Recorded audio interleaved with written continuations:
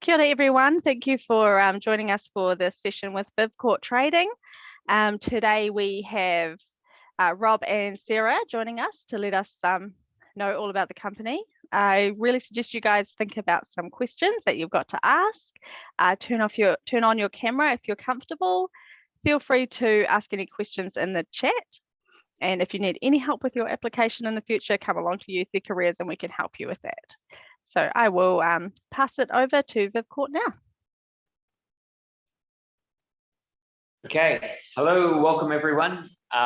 Normally we have three of us. So I'm the CEO of the company and the founder, and we normally have our head of trading and head of IT, but the markets are a little nuts this morning, so both of them are on the desk looking at positions and doing their stuff. So I'm going to cover all of it. So you can ask me anything you want after it, and you can also interrupt me along the way if you feel like it. Now's a good chance to ask anything you want to know about trading, and because I think that whatever I tell you about trading is going to be generic. All the other trading firms, we all kind of do the same sorts of things. So the first thing I want to say is it's the best job in the world. Working for a trading firm, you'll never have so much fun. It's fast and dynamic. The results are instant. Your career progression is rapid. Okay, there's a picture of our office. Career progression is rapid. The work that you do is interesting. The way that trading works is we're kind of like the canaries in the coal mine. So every little bit of news in the world comes up on our Reuters and Bloomberg screens, and everything affects the markets, whether it's commodities or currencies or bonds or stocks.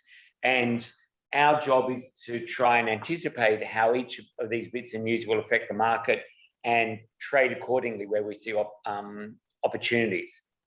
So the beauty is that literally you're connected into everything that happens in the world. So Ukraine, of course, the big impact here in Australia has been energy and energy prices. So we currently trade Australian electricity market, and that's driven by gas prices. So the impact on our gas trading and our energy trading has been enormous.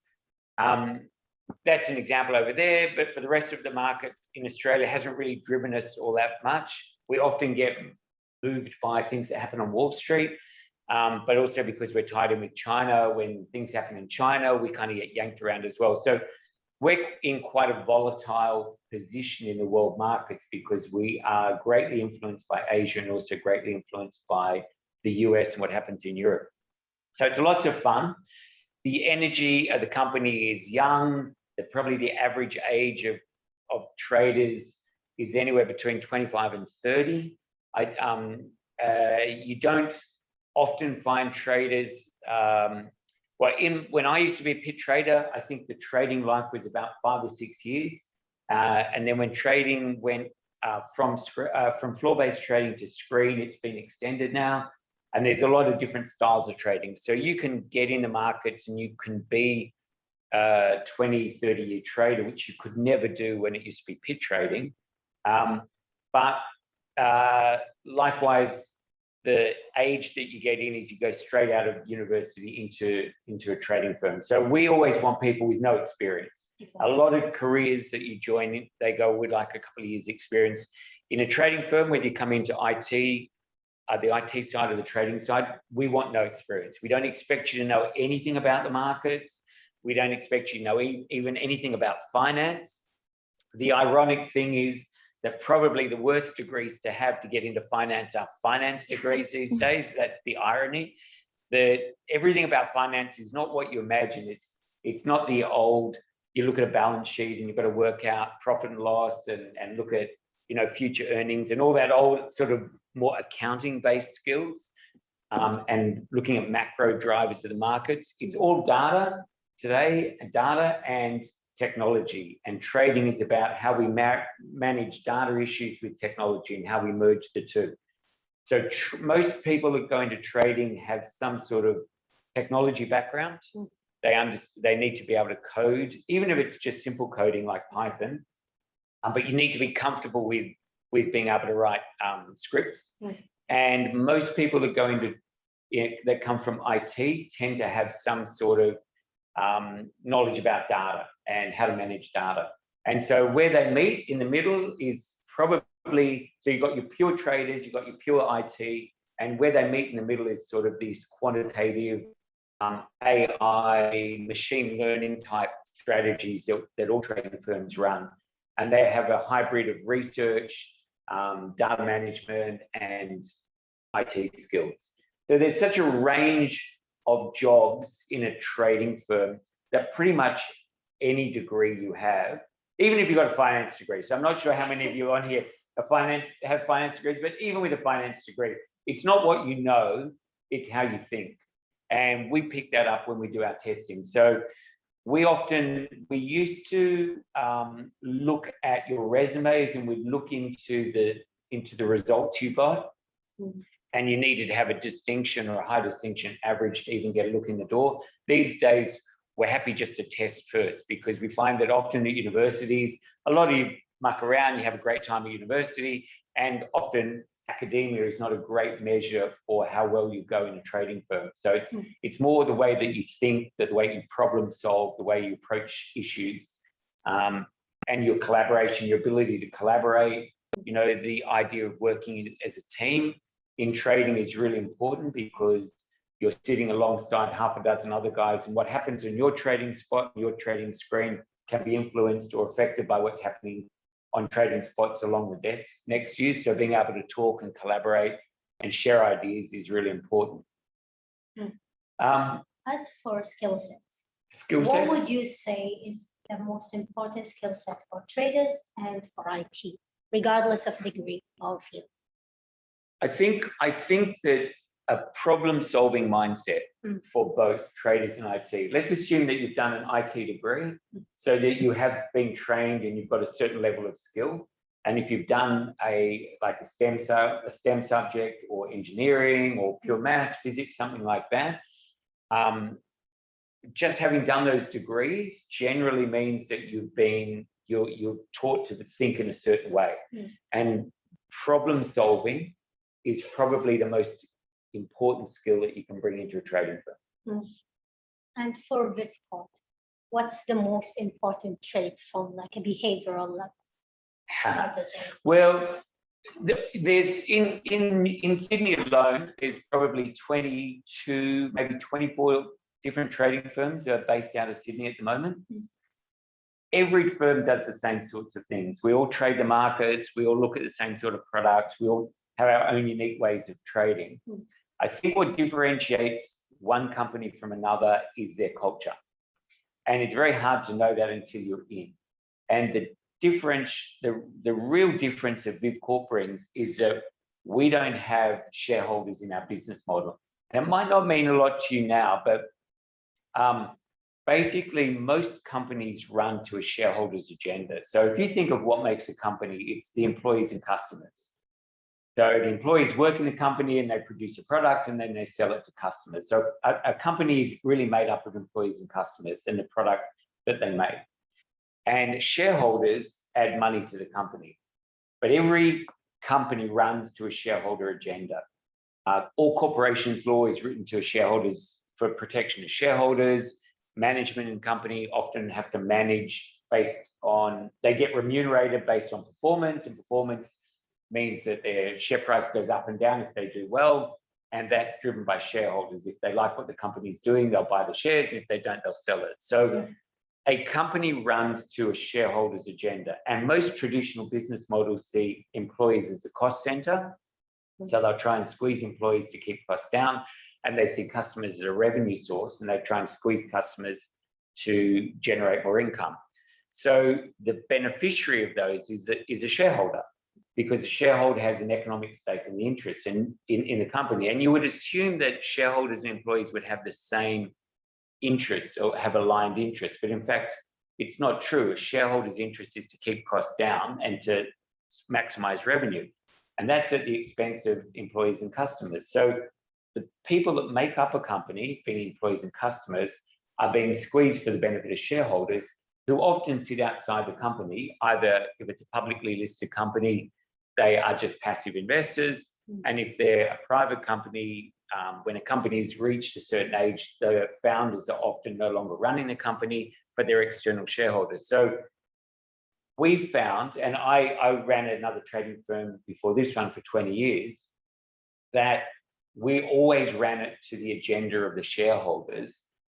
They're not the ones at the coalface doing the work, driving innovation, doing the hours in the office, and yet they're the ones that reap the benefits. So what we've done is remove shareholders from our model, and we've replaced it with a charitable entity. And the idea is then that the company is all about the employees. So the company is there to get the best out of the employees, not to squeeze maximum productivity out of them. Yeah. And regarding the social bonuses and these kind of things, how does VivCourt give back to the community if there is no shareholders? Yeah, so we're often hear in the paper that the greatest moral dilemma we face is this separation in wealth between the very elite at the top and everyone else. And that comes about from a shareholder model. So like if you look at Zuckerberg, for example, whatever he's worth, 60 billion or something, sure, it might have been a great idea starting Facebook. Possibly did he steal the idea from the Winklevoss boys? Who knows? But nevertheless, is he really worth 60 billion? It was a great idea, and yet he has this incredible concentration of wealth. And I think that anyone that works in an organization and they feel that they contribute equally to the growth of that organization and the success of it, feels that they should be rewarded and not disproportionately. So this concentration of wealth issue is something we removed by not having shareholders and replacing it with a charitable entity. So what happens is we still have a shareholder. You can't have an incorporated company and not have a shareholder, but that shareholder was not the founder, so it's not me. We set up this charitable organization. So when we make profits, we give a percentage of our profits to employees in remuneration, and the balance would normally go into the pockets of shareholders as a dividend or as an increase in the price of the shares. So having the shareholder now be a charitable entity, the only other place that money can go is out to charity, because the shareholder can't distribute that money to anyone else.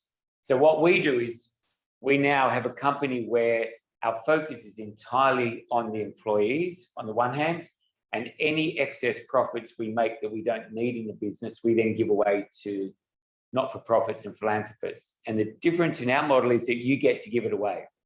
So a lot of companies like Macquarie Bank has a big philanthropic arm. They donate 20 or 30 million a year to not-for-profits. And if you ask somebody who worked at Macquarie Bank who the charities are that they support, they'd have no idea because it's done by their philanthropic arm. Whereas what we do is we take those profits and we distribute it amongst all the employees of the company, and you get to give it to the charity that connects with you. Because the idea is that we want you to work in a job where you love working, you get rewarded, you can fill your pockets with money, but you can also get to do something more with that money that the company would otherwise keep for itself or for its shareholders. You get to give it out to charities that resonate with you and have a difference or make an impact on your life. So would you say that's the difference? Is that why VivCourt is different from other companies? Yeah, I think it's a really fundamental difference. When you walk into another company, most companies work in finance on a 5-year cycle. So the way it works is that, and you don't often hear this. So the way it works is that you'll come in your first year and you're not that productive. You're learning. So the company costs the company money to bring you on and train you up. The end of the first year, you're sort of finding your feet and working out how it all works. Second year, you become really productive. So you understand how it all works and you're really contributing and you've got all that energy and drive. Third year is about where you have maximum productivity. So the company is extracting maximum value from you working in the company. At that third year mark, in a lot of finance firms, you will either kick on up to become a more senior trader or more senior developer or into management. If you don't, then you're already being managed out by the company. So in year 4, your bonus is a bit less, maybe your responsibilities have shrunk a bit, the people coming through behind you are taking some of the things that you used to do. And year 5, you're really on the way out, you're frustrated and disappointed and you don't understand what's going on, and then you're out. And the company doesn't tell you that you're there for only 5 years. and you're going to be managed out unless you prove to be one of the exceptional few and kick up. So for 3 years, the company's extracting value from you. In the last 2 years, you're really not performing that well, and then you're gone. And the company will say, well, that's okay. We paid you for your time here. But you bring far more of yourself to the company than just your time. You bring all of you. And you don't expect to be managed out in 5 years. But behind you, there's another intake. And behind them is another intake. So the company, most companies will say turnover is really healthy. It is for the company. It's not so healthy for the individual, because you're the one that's out on the street after you've committed 5 years to the company. You've made social connections, and you think you can see a career path. So what we've tried to do is go, well, I also see that 5-year model is great for the company, but it creates it creates almost what I call a human waste, you know, and you get chewed up and spat out. And a lot of people get really disillusioned with the industry because they get caught up in this model that they don't even understand that they're going into. So what we try and do is create longevity, and we try and go, well, you know, at 5 years, maybe you've got a wife and your kid, or you've got a husband and a kid, and maybe you don't want to work a 14-hour day. Maybe you want to work a 10-hour day, or maybe you want to work a 4-day week. And what we're trying to do is create a company that's actually more about you, because the more that we can build it around you, even though your ability to work a 14-hour day is gone and you want to work an 8 to 10-hour day, you can still be really productive. Whereas most companies want to churn you out and bring the next row of grads through.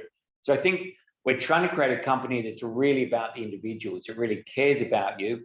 And I think what we'll get back in return is amazing longevity. We'll get creativity. We'll get a buy-in. We'll get less errors. And we'll get people that feel like actually the company cares about them, and they give as much back to the company or more than the company does or imagines it'll get. And when you've noticed the last year's intake and the year before, have you noticed that grads are leaning more into something that fulfills them on a more personal level rather than previous applications like 10 years, let's say 20 years back? Yeah, look, even 10 years ago, people in the early 2000s, I think a lot of graduates that came through wanted to know what your green credentials were. That was the driver. They'd saying, you know, what's your footprint in terms of carbon footprint and things like that.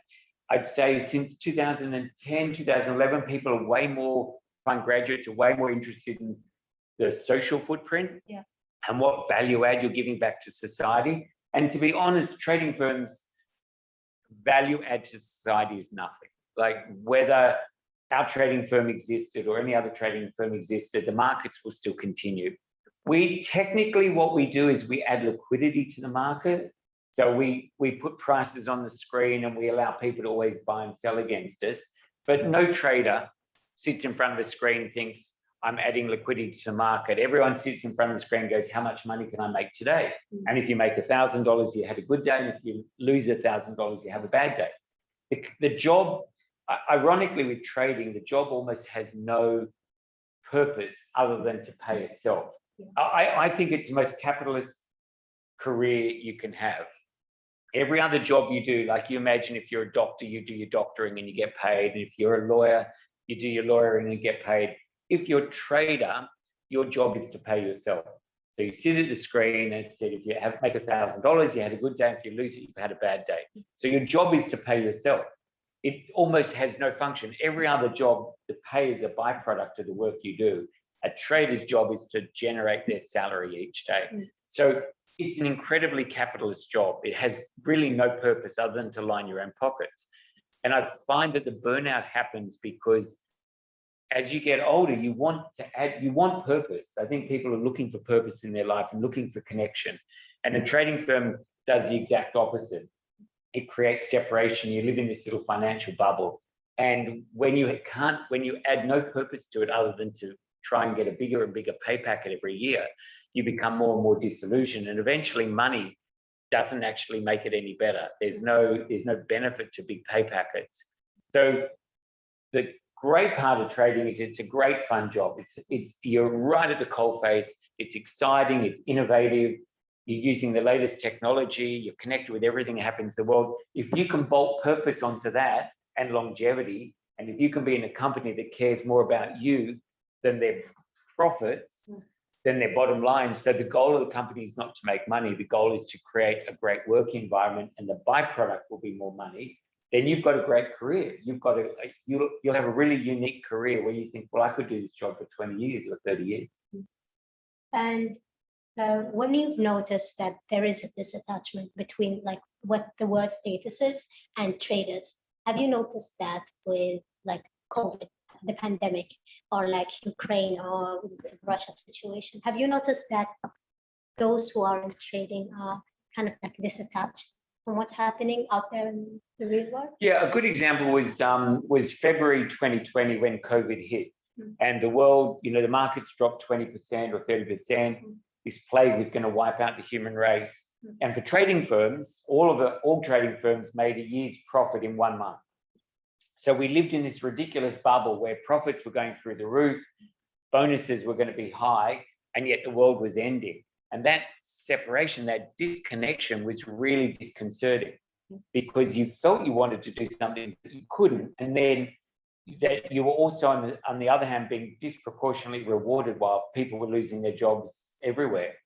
So what we did was that we gave every employee $30,000, and they had to go out to a local charity and make a donation, a face-to-face donation. So they couldn't donate online, it couldn't be anonymous. They had to go to their local council or the local church. They had to find a domestic violence shelter or a drug and alcohol or a food bank. And they had to go, hi, I'm Sarah, I'm Rob, and I want to donate $30,000 to you. And the impact it had was incredible, because where before you kind of felt helpless and you couldn't do anything, you could actually make a difference. You could go to a shelter that was about to close down because all government funding had dried up and donate $30,000. And for some of them, it saved their business. And it was in a year's funding in one donation.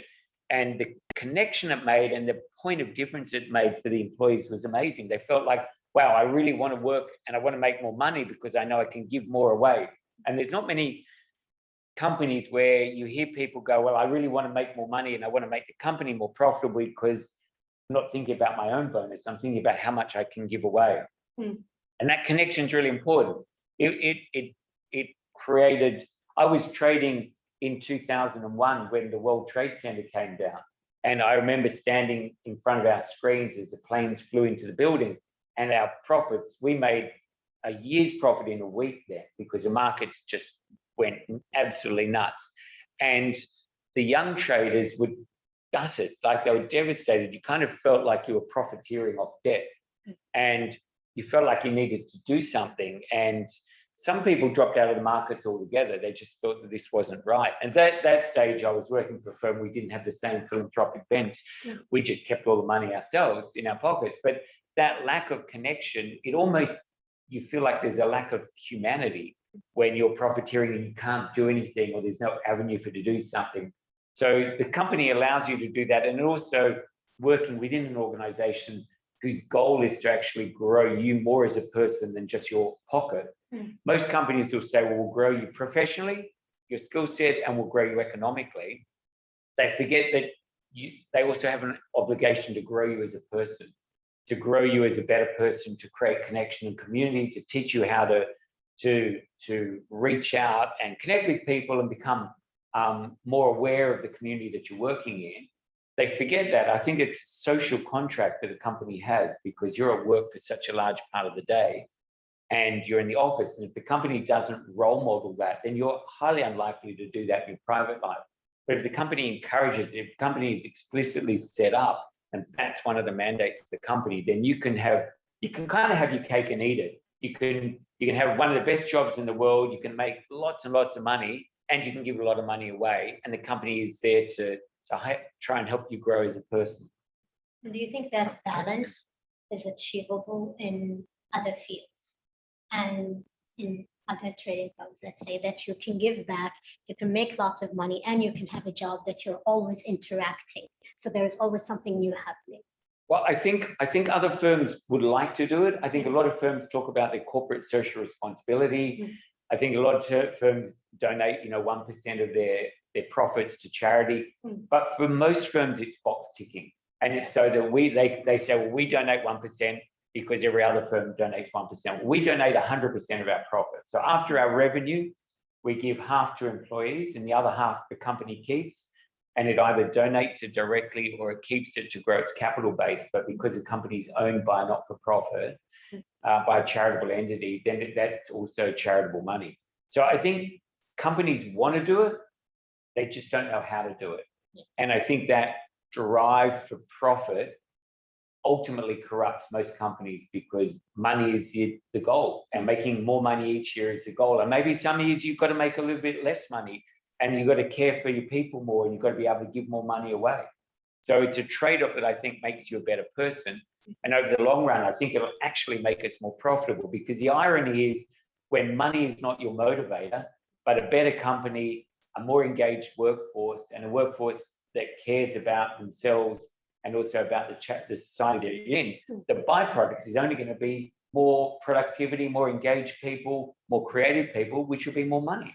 You'll do your job better, and therefore money should be a metric for how well you go, not the goal of the company.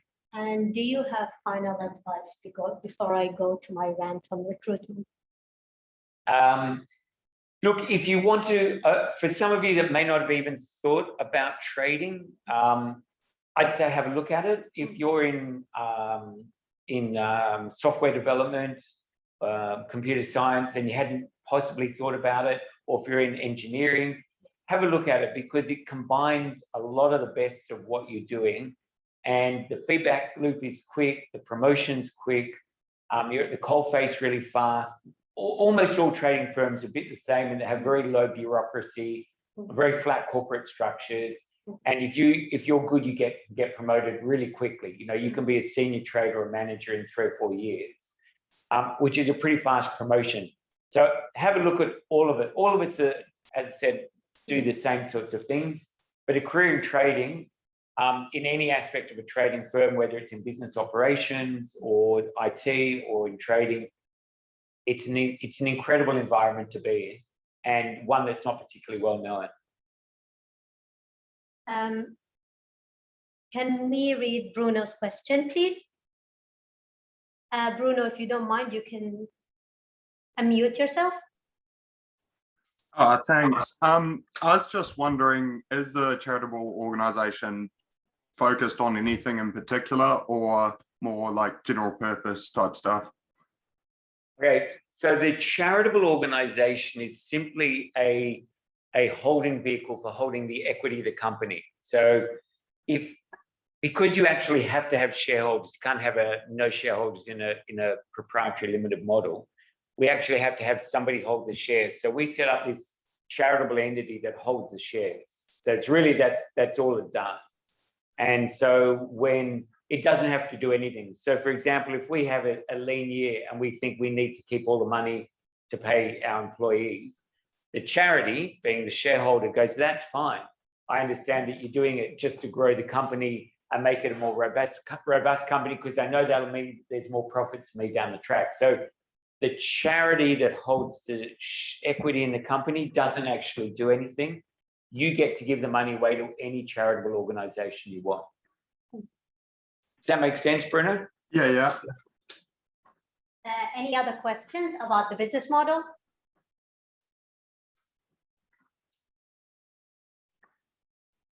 Okay. So regarding our recruitment process, at the moment, we have 2 main roles, which are our graduate trader role and a graduate software engineer role. So the roles will be up until the end of May. So I would advise you apply as soon as you can, and you can postpone the process itself whenever you have time. For a graduate trader, you can hold any degree in STEM, and if you think you're capable of, if you have mathematical skills, if you have logic skills, I would say you would go through the process, and it wouldn't be an issue, as at VivCourt, we're looking more at the person and their skill sets. For our graduate software engineer, you can become science. We also had maths graduates who were very good at coding, so they went through the process and they got the graduate role. For both roles, please make sure to include 3 things that will for sure have you go through the process, which are your resume, your academic transcript, which is very, very important, and your cover letter. Because every time a recruitment is on the fence, if we see a cover letter that is directed to VivCourt, we know that you actually put in the effort to apply to VivCourt, and that tells a lot of things about you and how well you may work at VivCourt. You can see on the side of the slide that there's a barcode. That barcode will has a form that you can fill to receive our mailing list. We do not spam you with emails, so don't stress about that. And we mostly use it to send through like roles we have. If we have internships, which we're planning to start late next year. So for both applications, if you have any questions, any concerns, anything at all, make sure to email recruitment@VivCourt, or you can email me directly, Sarah, SARAH, @vivcourt.com. And I'll leave room for questions before we conclude this session. So whatever questions you may have, anything at all, feel free to ask. I'll just give you a few minutes.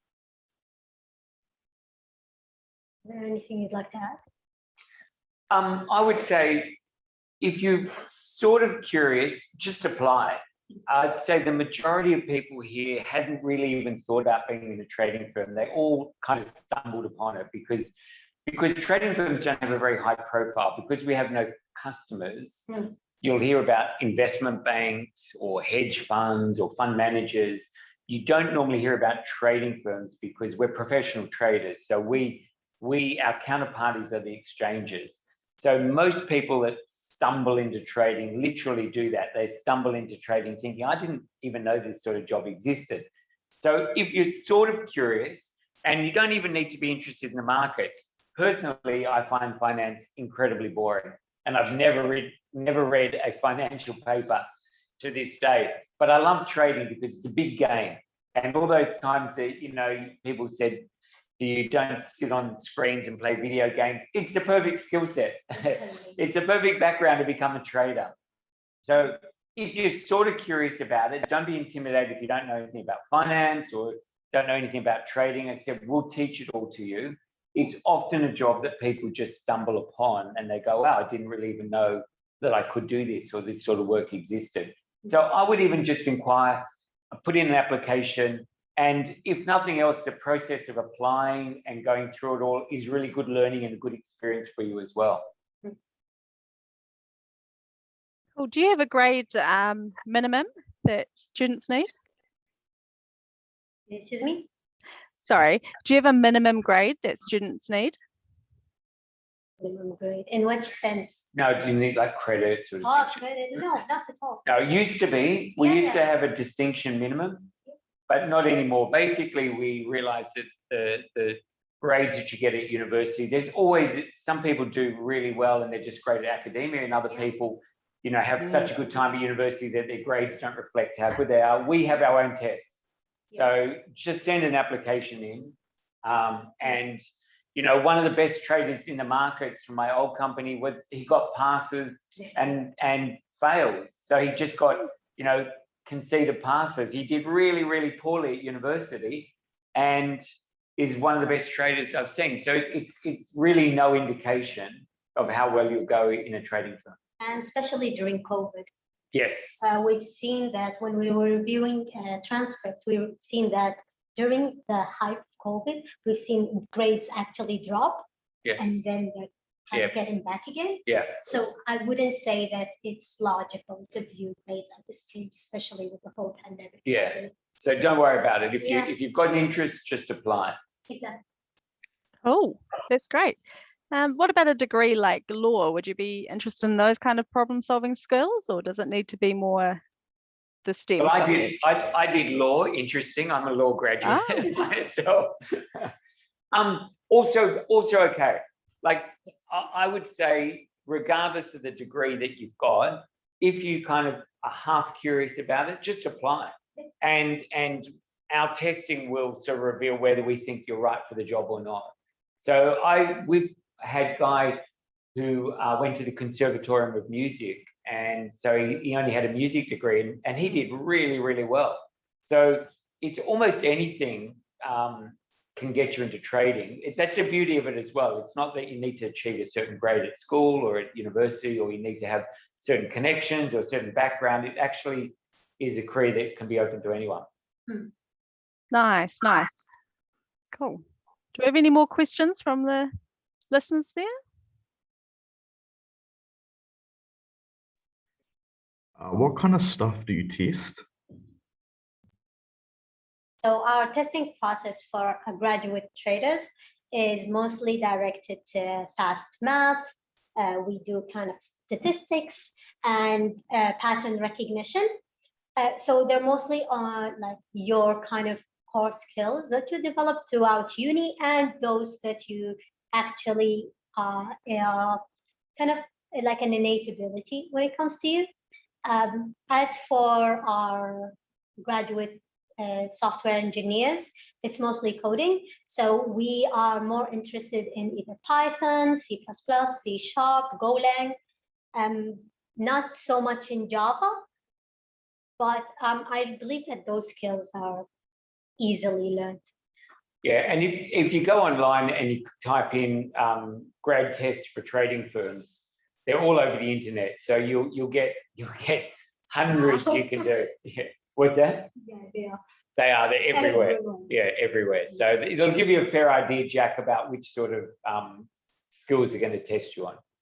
And you are allowed to apply twice. So you can apply this year and you can apply again next year. So I would highly suggest that you apply this year and try the test, see how well you do. And then following the test, you can actually grow your skills and just make sure that next time when you're taking it, you're actually ready. So yeah. And we kind of like that. We like the people that go away and they go, right, I know what I need now, and focus on it and come back and do well. For us, it's a sign that actually they're committed to it, and actually they've got that mindset that they know what to work on. Cool. And if you hire someone perhaps from New Zealand, do you support them to move over to Sydney? Is that? Relocation is fully covered. It won't be an issue at all. But yeah, they'll have to move to our Sydney office. Yeah, we do airfares, we do accommodation if you're relocating luggage and things like that over there. Yeah, but most graduates don't have any luggage anyway. There's a couple of pairs of undies and a toothbrush, and that's about it. Yeah. Nice, very nice, great. Any more questions from the listeners? For the trading roles, what level of coding proficiency are you looking for? When it comes to coding, I wouldn't say for traders that we need like high skill, because traders sometimes need to use their coding skills to build something really fast so they can just function throughout the day. It's just like basic coding skills, basic Python, but that's also offered in our graduate program. Bruno, it's not a showstopper. Like if you do really well in the test, but you can't code at all, then we include that in part of the training package, and we give chance. We teach our people coding here as well. It just helps. It helps you pick up a job faster if you're quite comfortable coding in Python. I think some people even acquire like basic Python within like 6 months. Yeah, Python's not very hard to learn. Yeah. Anything else? I mean, I'd have another one then, if no one else is wanting to. It'd probably be a bit late for us, but with the internships, I'm guessing you'd be expected to be in Australia for those? Yes. Yeah. Yes. For internships, I think we're mostly focused on Australians, but we're not ruling out New Zealand yet. We'll have our whole internship process next year in July, I want to say. But yeah, if you just fill the form for our mailing list, you should receive an email detailing all of that, answering all the FAQs. So yeah, I would highly suggest that you fill the form for the mailing list, because you will receive absolutely everything that has to do with the company. What year are you in, Bruno? Second year. Second year, right. Yeah, so I And thought it'd probably be a bit late. Is it 4-year course or 3-year course? 3. Right. Yeah. Next year, we'll see you, Bruno. Yeah, we'll see. We'll look for your application, Bruno. In fact, we're going to look for all of them. We've got all your names up there. Expect to see you all applying. Anything else? And regardless, if any of you have any more questions, please don't fear to email us. We will always get back to you with your answers, and we can even schedule Zooms. If you're in Sydney, we can schedule coffees, office visits. So yeah, it's all okay from our end. Perfect. So I think that concludes the session for today. Thank you all so much for attending, and I hope you learned more about VivCourt. Yeah, no, I appreciate you all turning up. It's really confusing, I think, being at university and deciding what you want to do, and even thinking of going into finance. Finance is massive. It's so many different areas, and the word finance covers just a whole lot of general, different sorts of jobs and companies. So I do really feel for where you're at. It can be so confusing. So my only advice to you would be just throw the net wide. And then when job offers come in, you then got the luxury of choosing and maybe delving a bit deeper into it. But don't be shy to just sort of throw the net wide. And even if you get a knockback, often you learn a lot more from getting knockbacks than you do from getting an acceptance. And a lot of companies won't take the time to, we'll send you an automatic response. But I find that if you email a company and say, could you give me a bit more detail on why I didn't get accepted or why I got knocked back, most companies will take the time to respond to you. So be persistent. Yeah. We believe in you. We believe in you. We believe in this wave of New Zealanders coming into Australia to take Australian jobs. It's the cream of the intellectual crop that we're talking to right now. Great. Well, thank you guys so much for that.